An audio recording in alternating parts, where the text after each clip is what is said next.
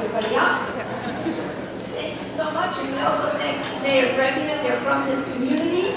We are so excited that that is demonstrating the unbelievable promise we have with our early childhood group, our 4-year-olds at that fabulous pre-K classroom that has been made possible by Rhode Island's investments in pre-K, which we hope continue with serving more and more young children.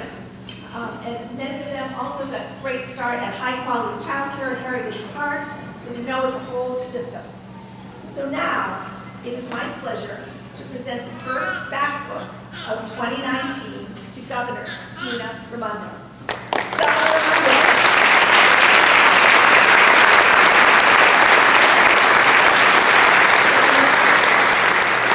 Thank you for so much of your leadership on so many children's issues that we advocate for. You have been an energetic leader for children and families across the board of what we've been working on. You have been so committed to the early childhood system. We are so supportive of your pre-K proposal, your great work on child care and tiered rates with the General Assembly. We are just so excited about Rhode Island Promise and expanding it to Rhode Island College. We just have so much excitement about all that is going on, and we thank you for your leadership. Thank you, Ms. West.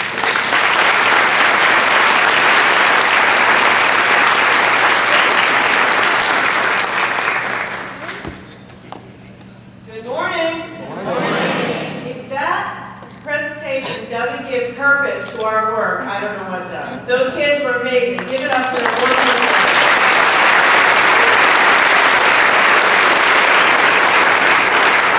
That's why we do what we do, so they can have a fair shot in life. Thank you, Elizabeth. 25 years. Did you ever think 25 years ago you'd be here today with this little ballroom? So thank you. For 25 years of informing us and the people in here so we could make fact-based policies that change lives. So please join me in thanking Elizabeth.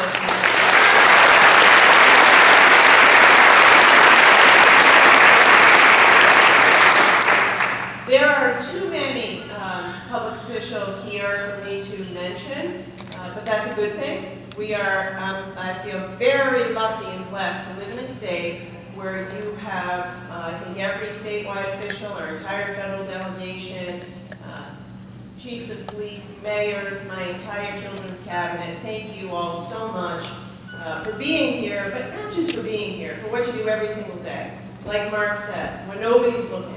The public officials who are here do the right thing for kids when nobody's looking. So, as your governor and as a citizen of this state, thank you. Please join me in thanking.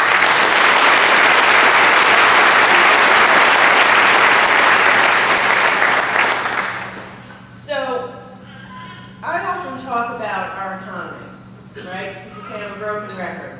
Governor, all you want to talk about is jobs and the economy.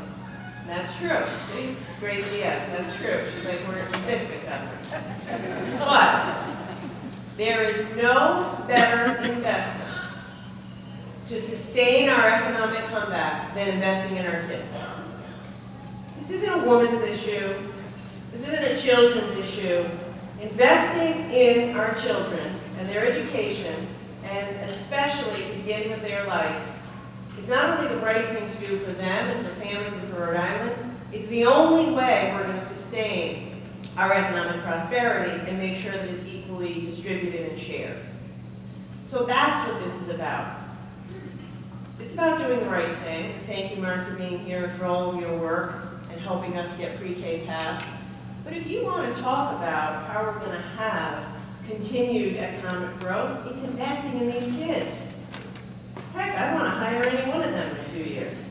And if we invest in them when they're born and even before they're born, and in those first few critical years, and in K through 12, and make sure they can get an apprenticeship or a college degree, then they're going to have a bright future and our economy is going to keep humming. And so that's why we have to keep doing this incredibly important work.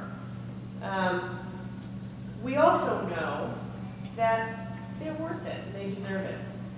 Usually when I'm introduced 75th governor in the state of Rhode Island, Rhode Island's first female governor. But you know what I'll tell you? The first mother to be the governor. And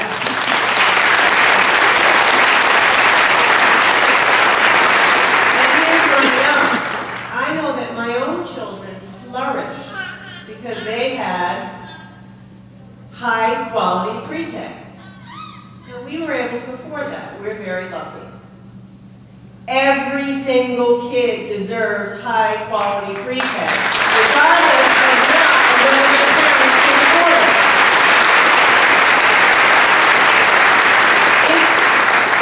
It's fun and inspiring to listen to Mark talk about the civil rights movement and being in the room with Dr. Martin Luther King. But you know what? That continues, and the civil rights movement of today is happening in state houses like ours, where the fight continues to provide things like all-day K for every kid and high-quality all-day pre-K for every kid. That's our fight. They started us off, and now it's on us to continue. The laws provide for equality, but are we investing and making the choices to make sure there's true equality?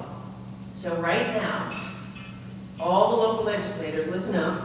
Right now, there's a bill before you, Chairman Abney, with fully funded all-day pre-K. Who thinks we should have it?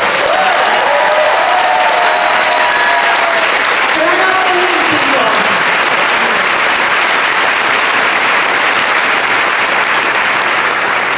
And here's the thing. We know it works.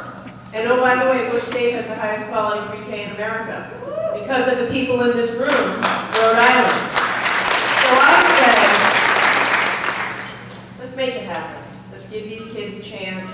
Let's invest in what works, the highest quality pre-K program in America. Let's make this the year that we set our state on a path to bring about universal public pre-K, so that by the time I'm done being in office, there's a spot for every kid whose parents want it at 4 years old for them to go to all-day pre-K. We can do it. The money's there. Let's have the commitment and the passion to make this happen.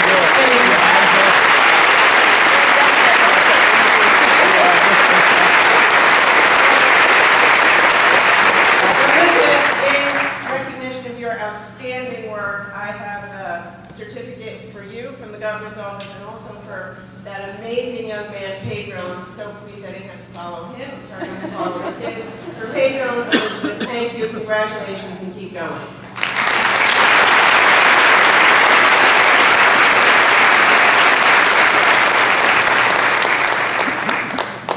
Thank you so much, Governor Raimondo.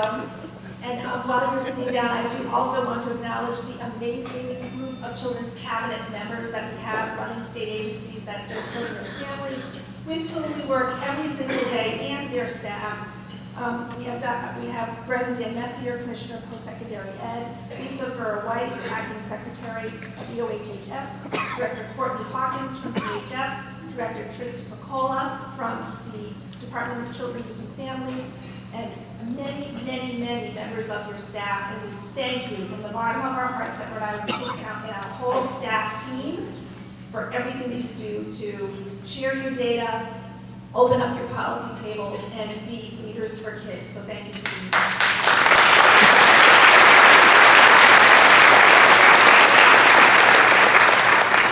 It is now my pleasure to present a fact book to Rhode Island Senior Senator Jack Reed. Senator Reed has been a tireless advocate for children and families ever since he started out in public life many years ago in Rhode Island. Didn't mean to say many years ago, Senator. People at the 25th breakfast shouldn't be saying that.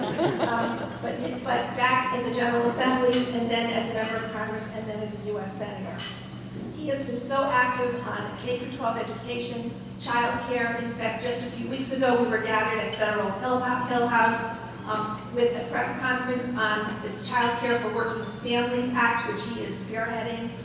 He has been amazing about making sure that CHIP was finally reauthorized for children's health insurance coverage for a 10-year period, as well as a fee for home visiting. You are out there fighting as of Friday afternoon, I know, on against cuts for after-school programs, for disabled children, and many other things that we don't like about that budget that we know you'll be fighting for. So thank you, Senator Reid, for all that you do.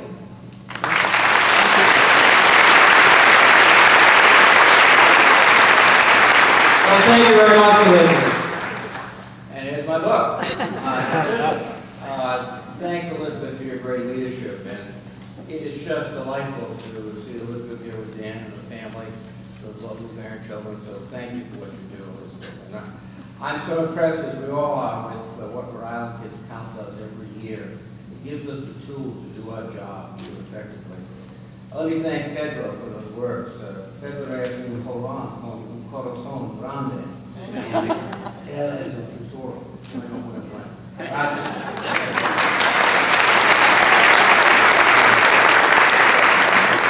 I was going to stop my speech by simply saying, hello, hello.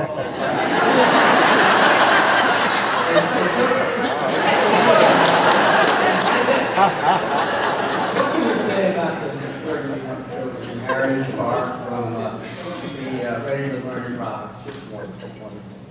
And Mark Schreiber, thank you for your leadership. Thank you for your commitment as a public servant, as now a great leader. So thanks so much. And I grew up in the Army, so I'm used to doing roll calls. And so I'm going to try to do a roll call of all my colleagues, elected colleagues that are here. It might absolve others of attempting it. Let me begin by thanking the Lieutenant Governor for being here. Nellie Cabrera, our General President, Seth Magaziner, Judge Ford, thank you very much. Senators Josh Miller, Harold Metz, and Jim Sebeny, and Anna Caseta, and Gail Golden, Representatives Marvin Abbey, Julie Casamino, Grace Diaz, Joe McNamara, Justine Colwell, Deborah Giro, Teresa Cansey, and Carlos Tabone, and Liana Casati. Gracias again for that. Because this is, one of the things that Kids Count does is a catalyst. It brings us together and inspires us to work together. And I want that fact on the table. Of course, let me thank Governor Wonder for her great leadership. She has done probably more than any recent governor to make sure that children are the top of the agenda and everything she does. I thank her for that.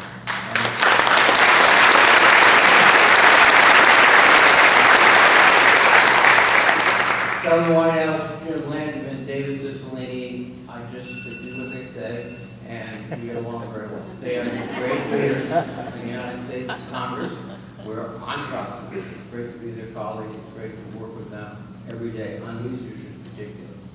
We have been able over the last 2 years, because we had a budget agreement, to provide some needed support for your program. We were able to increase the CHIP program, funding it for 10 years. We were able to provide 5 years of funding for the maternal infant early childhood home visiting program. But listen, before October, we have to once again authorize and fund the community health centers. If we don't do that, we're going to be in a grave situation. But we have more to do.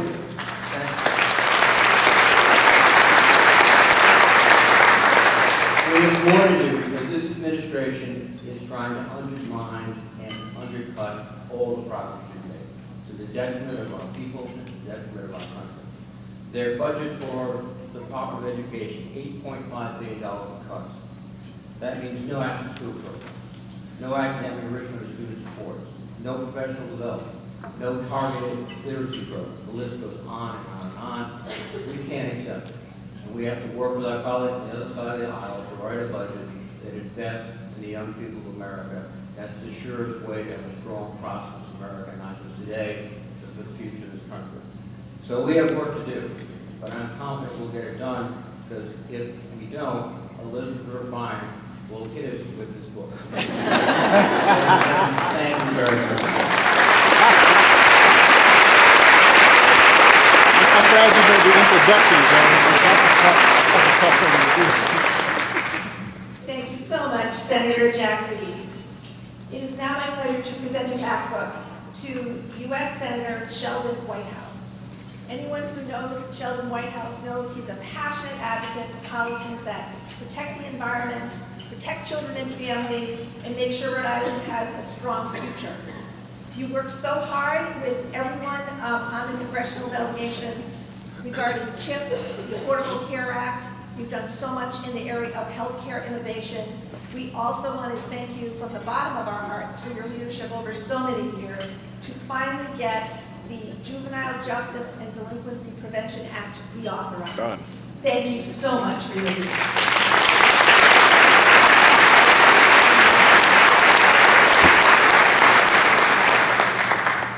Well, I join Jack in expressing my delight at being here with all of you. You make such a difference to Elizabeth and to her staff and to the board of Kids Count. Thank you for what you do. Your leadership is so significant.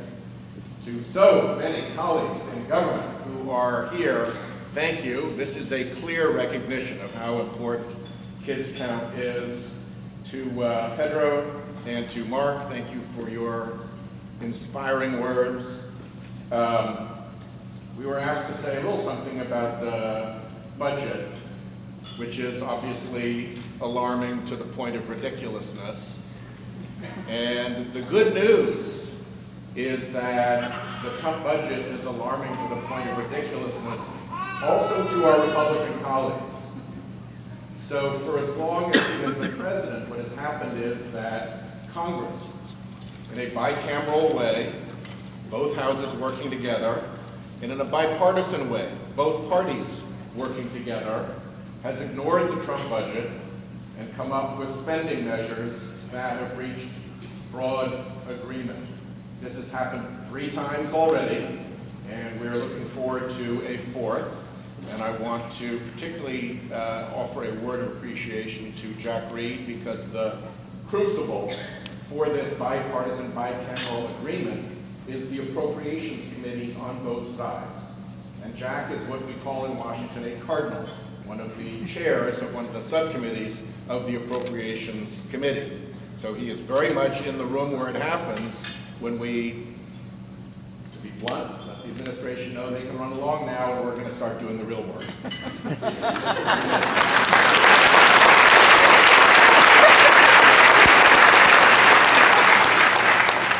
Let me just close with 2 examples of the importance of the work that Kids Count does.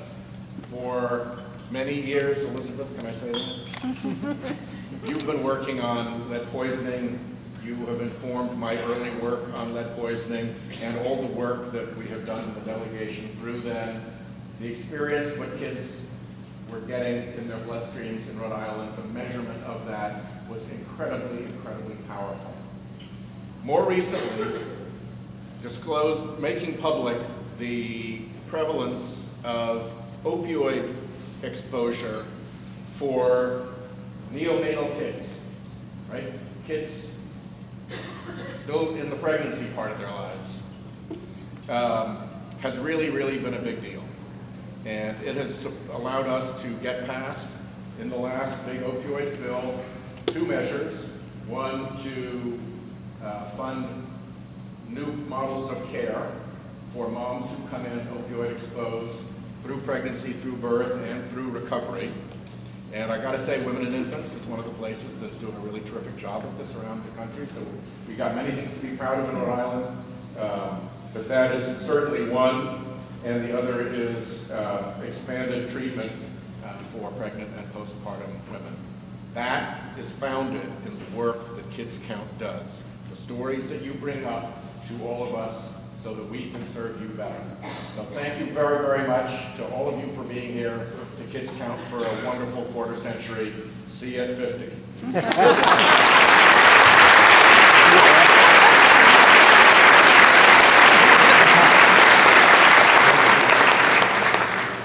Thank you so much, Senator Whitehouse. It is now my pleasure to present a Rhode Island Kids Count fact book to Congressman James Langevin. Jim Langevin, a champion for children and families in so many areas. He has been working tirelessly on making sure that children in the foster care system have a voice.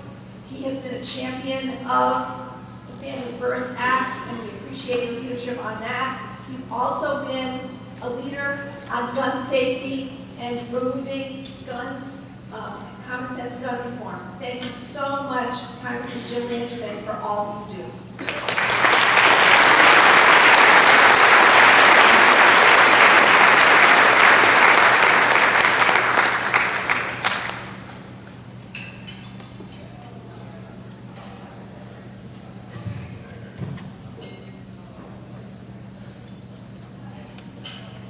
Well, Elizabeth, thank you very much, and for all that you and your team do at Kids Count, let me say a happy 25th anniversary to you and your team. Keep up the great work. We need you to keep us informed so that we can continue to serve Rhode Island's children and families better. Let's give a round of applause to Elizabeth.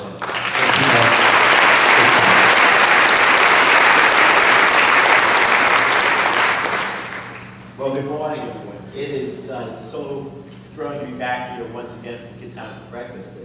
Being a room full of passionate advocates for Rhode Island's children. Thank you for your leadership, what you do day in and day out. Pedro, job well done. Thank you for your comments this morning. You are going places, and we look forward to great things ahead for you in the future. So keep up the great work. Special recognition and thanks to my Kennedy School classmate, Mark Schreiber, for being here. Mark, it's great to see you again.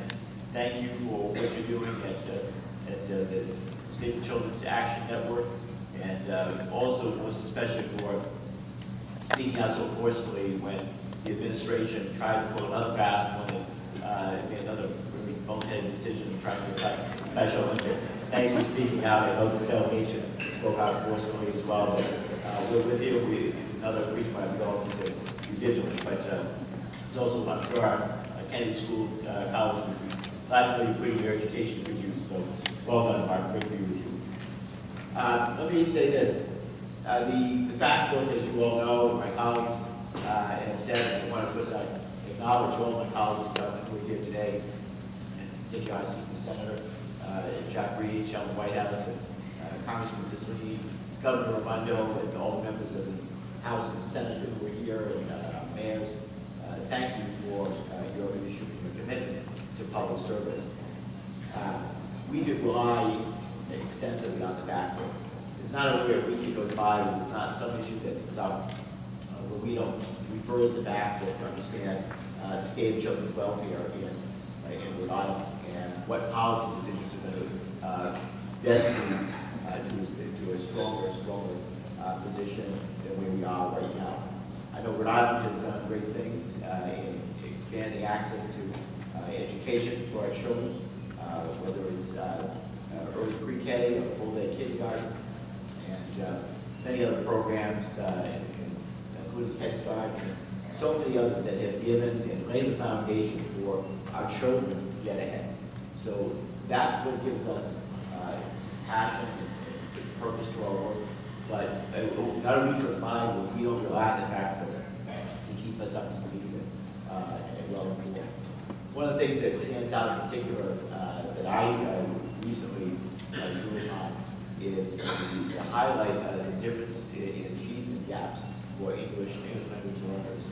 And it's spurred action on our part, to introduce legislation to encourage programs that are going to create more English language teachers. So we have a bill to do that. I hope that will see its way through the Congress this year.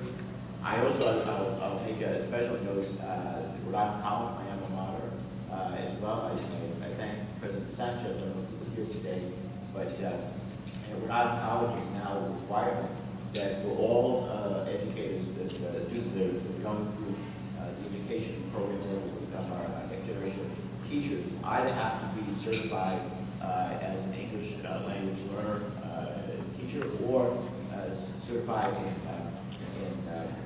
special education. So I think that's a positive move in the right direction, and I employ those types of programs. I hope we can see other programs enacted around the country that will follow that, but in particular, again, going back to the English language learner achievement gap, we know that the challenges are this will become. Lastly, I just wanted to touch base and just talk a bit about the budget.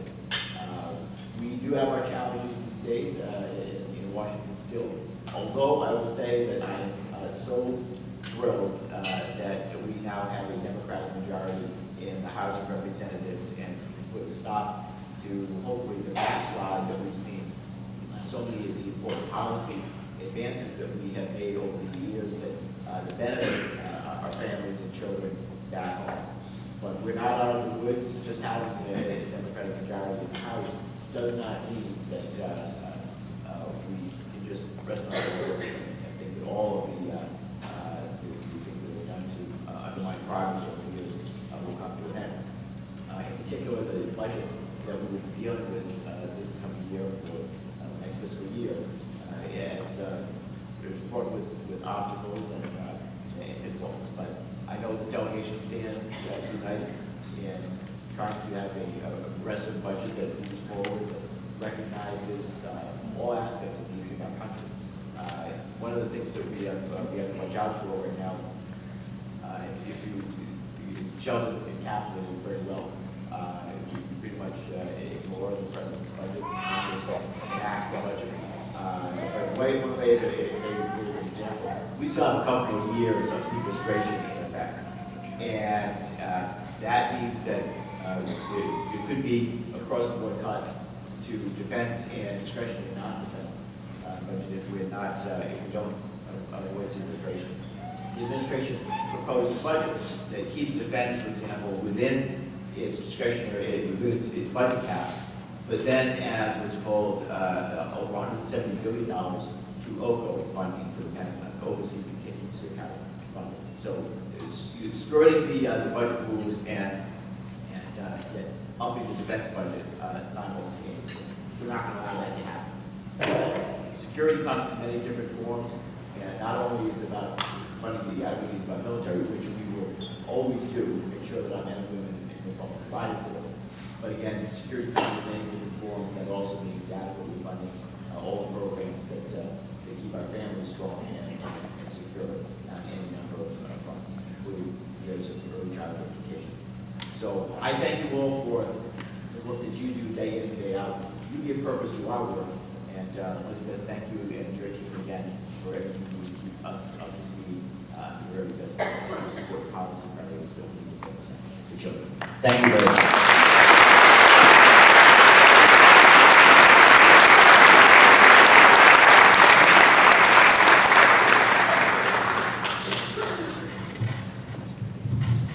Thank you so much to Congressman Landrigan. I want to say that Congressman David Cicilline, who I don't think has ever missed a Kids Count Back with breakfast since he was in the General Assembly and Mayor of Providence, had a flight issue last night and can't be with us, but sends his highest regards to everyone. He's been a champion of children and family issues, as you know, every step of the way. Starting CASA with Hillary Sammons when he was Mayor of Providence, all the way through to so much work for children and families. So he is not here, but his staff member, Jacob Leese, is going to take a back book to Congressman David Cicilline.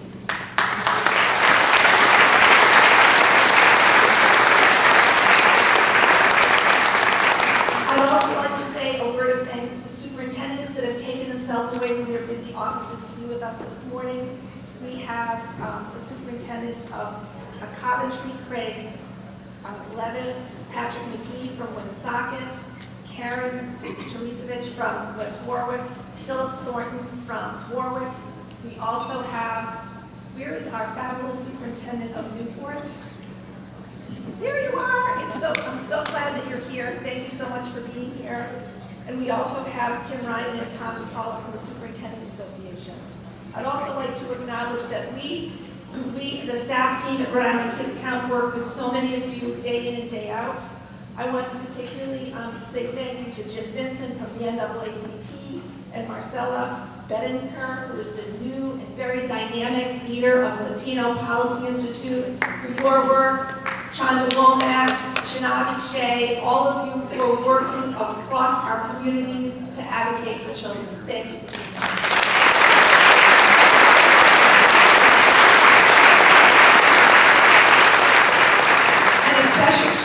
To our partner, longtime partner, Linda Katz, who is here from the Economic Progress Institute, who was there when Rhode Island Kids Count started.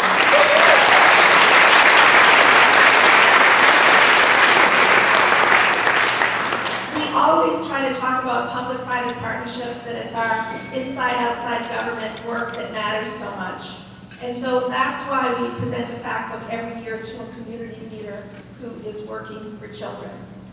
And today, I am so glad to be able to present a fact book to Ramona Santos, a co-founder of Parents Leading for Educational Equity. Ramona is a dynamic child advocate. I want to say that her co-founders, Stephanie Gonzalez and Jamie Seagay Rodriguez, are also here. Let's hear it for them as well.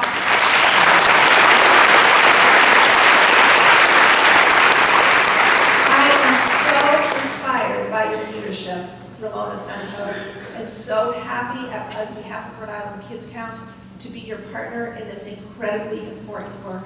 Thank you for your leadership, your dynamic advocacy, and your belief that we can get things right for all of our kids.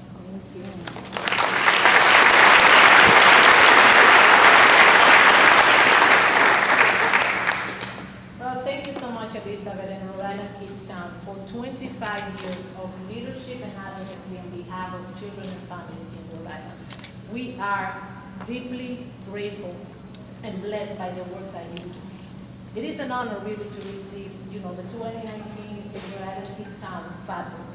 On behalf of Parents Leading for Educational Equity, PLEAD is a parent-founded, parent-led grassroots organization whose mission is to elevate and fight the voices of parents of color and to fight in decision-making tables for every child of color in Rhode Island, to fight for a high-quality public education for children of color. I want to acknowledge three co-founders, Jamie Seagay Rodriguez and Stephanie Gonzalez, who are here today, and who are some of the most amazing and passionate advocates committed to equity that you could ever make in your life. And I am grateful for them and the work that they do. And I want to share some brief thoughts with you about you. PLEAD was born out of many feelings, anger and frustration, to name a few. But it was the love and unconditional commitment to our children, to our communities of color, that has brought us to this place. Talking about urgency, as a parent of a child attending a Rhode Island public school, Providence Public School, I want to ask a question, and I am going to use the words of James Baldwin to do that. And I quote, "How much time do you want for your progress?" And unquote. Every day that children of color go to school and they do not receive the education that they deserve, we fail, all of us. Our children are beautiful, they are smart and resilient. It is us adults who need to do more. And I know this is hard to hear, I